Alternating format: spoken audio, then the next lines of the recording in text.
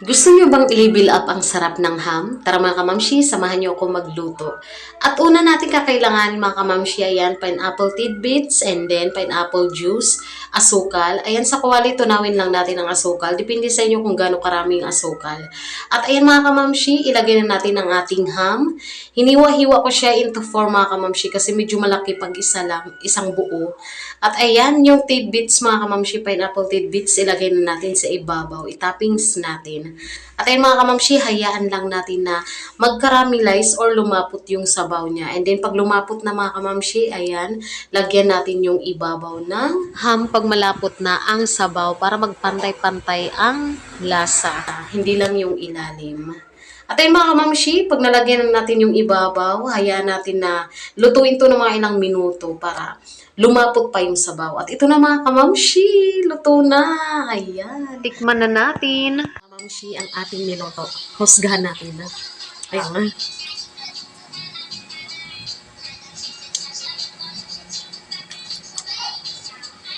Approve. Ang sarap niya mga kamamshi. Tapos lalo siyang sumarap kaysa ipiprito lang. Tapos nag-level up yung sarap. Grabe, try nyo na ito mga kamamshi. Ang sarap, bagay siya papakino. Siguro pag kinainan mo pa to ng ng kanin, mapaparami talaga yung kain mo. Ay, yung asawa ko nga pala magbabaon nito. Grabe mga kamamshi, ang sarap. At ito na nga mga kamamshi, paalis ng aking asawa. Ayan, kasama ang aking anak. Ayan, for the hugas tayo ng plato mga kamamshi sa napagkainan para malinis ang ating hugasin.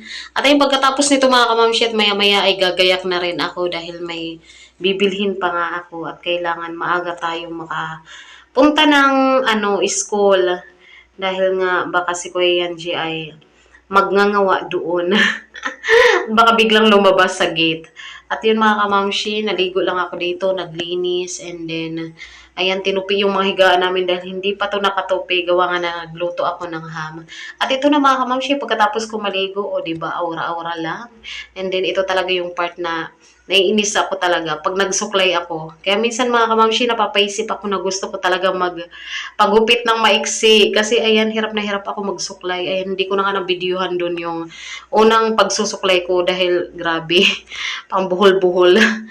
At ito na, si Catalin nga, ayan, excited nang lumabas. Ito talaga yung part na excited niya pag susundo kami dahil alam nyo naman mga kamamshi, yung ice cream, yung donut, yung mga inaabangan niya doon pag dadaan kami. Hindi mo talaga maiwasan dahil dadaanan mo talaga papuntang school. Kaya kailangan talaga mga kamamshi, may budget ako na pambili nila ng pagkain dahil kung wala na ako mga kamamshi, hindi lang isang iiyak, dalawa talaga silang iiyak. Iyakan ako hanggang sa makauwi. Pero mga kamamshi, hindi to araw-araw dahil minsan di ko sila napagbibigyan. Ako, wala talaga silang magawa pag di ko napagbigyan. At ito na nga, nagngawa na yung bata kasi hindi ko siya binilhan nung papasok kami sa school. At dito ko na nga siya binilhan nung lumabas na kami sa school dahil umiyak na nga siya, pati yung isa gumagaya na rin. So ano pa nga ba, ibili na natin para walang mag-iyakan. At ito na nga mga kamamshi, hanggang dito na lang ang aking video. Don't forget to like, share, and follow my Facebook page.